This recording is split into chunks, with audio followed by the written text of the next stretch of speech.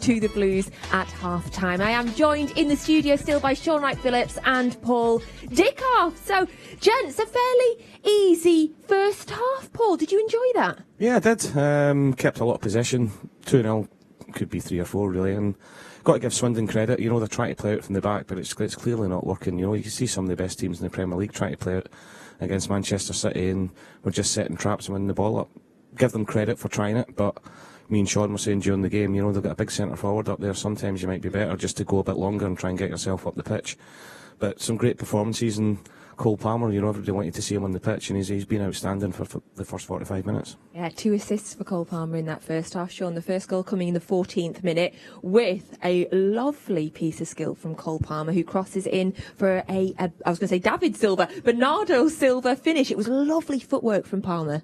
Yeah, it wasn't for me just about the footwork. That was fantastic, but I think it's when he gets in a box, his composure to actually pick a City player out and actually deliver the great pass that makes it just a tap-in, really. And he just grew in that game. At the beginning, you could see him trying to try things and it just wasn't happening, but it didn't dishearten him. He just kept on trying, and he's just got better and better. And for me, he's actually been the better player on the pitch. I think he's been outstanding. Yes, my apologies. 1 assist for Cole Palmer. I think I'm preempting what I'm hoping is going to happen in the second half then. And yeah, what did you make of that first goal, Paul? Yeah, it was brilliant. You know, me and Shaun said just before it that maybe he was trying a little bit too hard. You know, gave the ball away a couple of times, but credit to him and his mentality. You know, he's got the wing back one-on-one, and he's twisted him right up. But then once he's done that, Shaun's absolutely bang on. The composure to then pick out Bernardo Silva. How many times you see people doing a bit of skill and then just putting the ball in the box without really thinking about it? But he's calmed himself down a bit, and he's seen the space between the goalkeeper and the centre halves, and Bernardo Silva coming in, and great bit of composure to find them. And the second goal came around about the 28th minute there. And it was, as you sort of suggested a little minute ago, Paul, a bit of an error from Swindon, as they did try and play the ball out from the back, but it didn't quite work out. Yeah, look, they're obviously doing what their manager wants them to do. You know, I've seen them a couple of times in League Two, and they do pass teams to death, but it's a completely different level that they're up against here. And, you know, the goalkeeper's, I was going to say passed it, he's rifled it into his midfielder, you know, and I think it was Kevin De Bruyne was in there pressing already. We won the ball back, and great little bit of play. You know, De Bruyne putting in Gabriel Jesus, and a fantastic finish. But you could see that coming. You know, they played out from the back a few times, and we kept nicking it, but didn't quite have the end product. And but got to give Gabriel Jesus his credit. You know, he scored again. Whenever he plays, he either creates a goal or scores a goal. You know, so fantastic for him. It's a great work rate from City as well, and especially for that second goal. Obviously it's a Swindon mistake playing it out from the back, but we just didn't give them any space. We didn't give them any time. We were pressing high, and that's got to add pressure to them as well.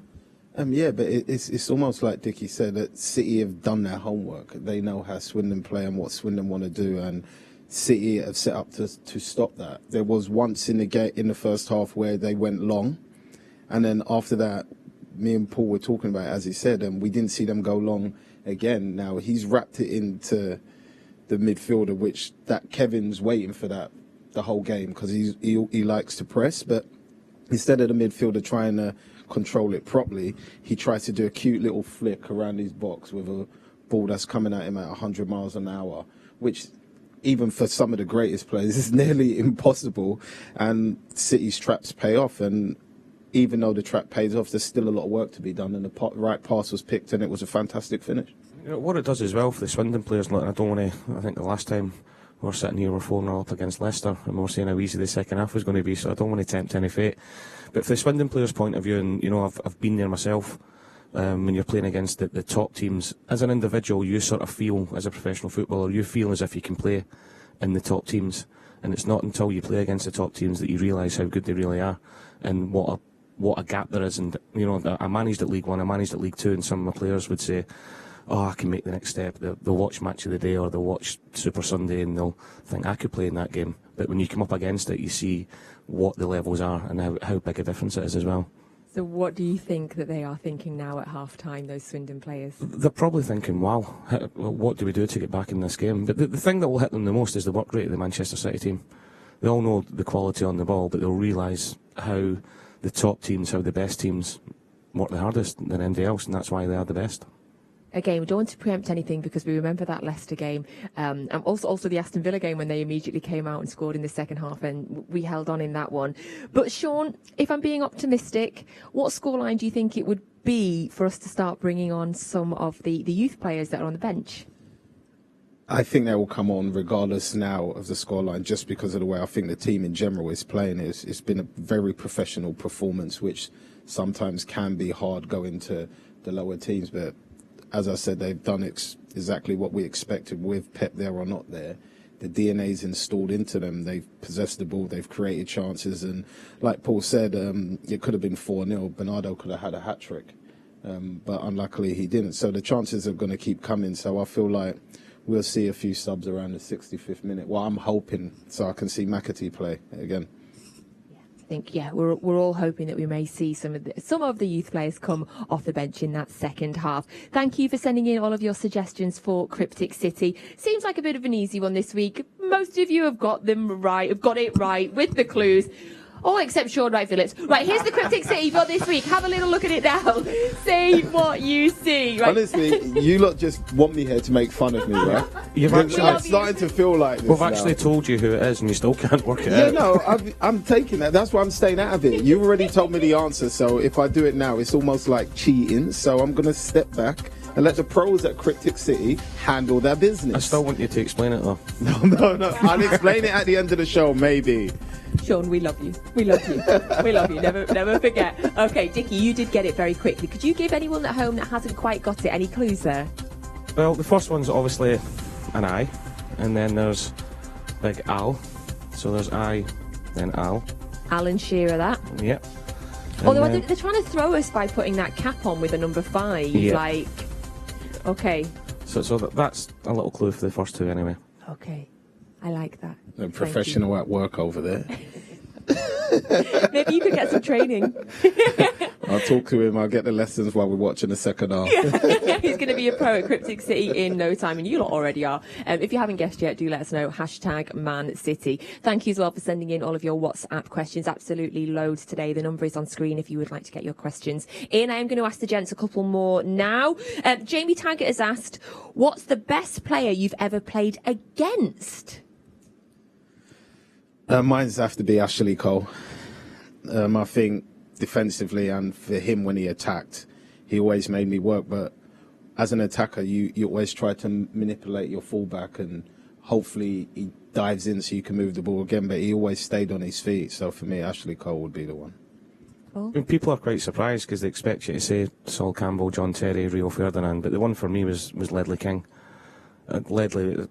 I still say now that if Ledley didn't have the injuries that he had, he would have been better than them all. You know, and the thing with Rio and JT, I could get under their skin. Somewhere or another, I knew I could get at them. But with Ledley, he was quick, he was strong, he was great in the ball, fantastic in the air, but his mentality was just so level. I remember playing against him here, and he was running the ball out for a goal kick, and I just leathered him and knocked him over the hoardings. Into the fans, and I thought, right, I'm going to get a reaction off him, and he just got up and just walked straight past me, and I was like, his mentality was just so smooth, but a fantastic player, a lovely guy as well. He actually hated me when he played against me, but I get on all right with him now, so that's all right. I feel like it's some sort of superpower to not get wound up by poor Dickov on the pitch. That's incredible. It was just a full package. Now I swear, he was, for me, he was better than the rest of them around that time. Okay, we've got a great question that's come from Marcellius, who said, according to, Shaun and Paul, who is the most powerful Man City player this season? And I'll let you kind of decide what Marcellius means by powerful. That's good. So I was actually going to ask, what's the powerful part? Yeah, maybe best. Should we say best? Ooh. Who do you think? I know mine's is going to be different. Go on then. You know what? You just want more time to think here. No, I'm going to say Cancelo. I know Bernardo's been outstanding, but I think what I've seen Cancelo do has been beyond outstanding, especially from like a fullback position. He's been in games where he's dictated games, which is not normal for a fullback, and he scores goals and assists them. And he defends. It's a lot, man. So for me, I'd say Cancelo. The two obvious ones are Cancelo and Bernardo Silva, but for me, it doesn't always get mentioned or the credit. For me, it's Rodri. especially this season. I just think he's been outstanding. He's took his game to a different level, not just because he scored the winning goal at the weekend, but he reminds me a lot of what Fernandinho was like a few years ago, where he just allows everybody, all the fantastic attacking players we've got, to go and play, and he's quite happy sitting in there putting out fires left, right and centre, breaking things up and starting their attacks without necessarily getting the credit that the other players do. And he's how Man City want to play and how Pep wants to play that defensive midfield is integral, and as I said, he's took his game to a different level this year. Absolutely. Final question for you, Shaun. It's come from Daz. He's in Sleaford in Lincolnshire, and he says, would you like to get into coaching, and would you take a chance with City if you got offered it? I'd take a chance with City even if I wasn't a coach, to be honest. Do you know what? I haven't actually thought about it. My mate Defoe, he texted me the other day trying to give me some coaching guy's number, so I am thinking about it, just to still be a part of that side of the game in a way. But at the minute, I haven't thought that far ahead. One to check back in on you with in a few years. Thank you very much for all your WhatsApp questions and for taking part in Cryptic City. So the second half is just about to start. We'll just get a little final thought from the gents. Paul, what are you expecting in the second half? Similar. I can't see Swindon changing how they play. I just think that the levels are just completely different from where they are at and Man City are at, and I did say 4-0 before the game, so I'm going to stick with it. Nice. Shaun? Pretty much like Dickie said, I think City are just going to come out, play the same way, and this time the chances they miss, I think they won't end up in the back of the net. So they missed 3, so that should take it to 5-0. So my prediction will be right.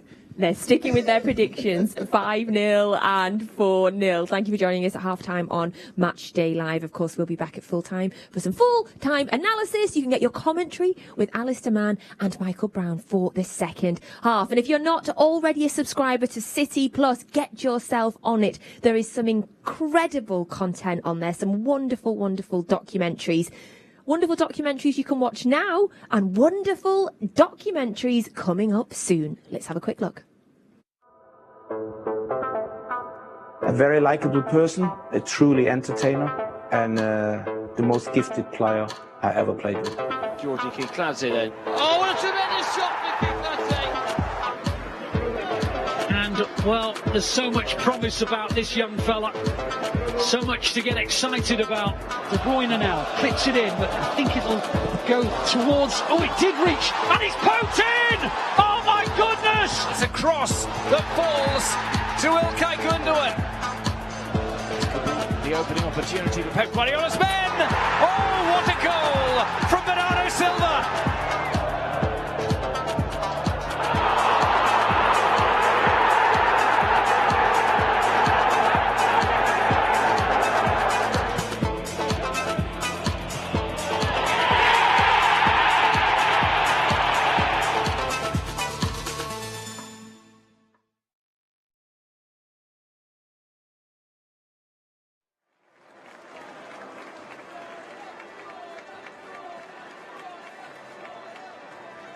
Well, welcome back to the second half of this FA Cup third round tie. It looked like it was an awkward one, or it could be at least, drawn away at a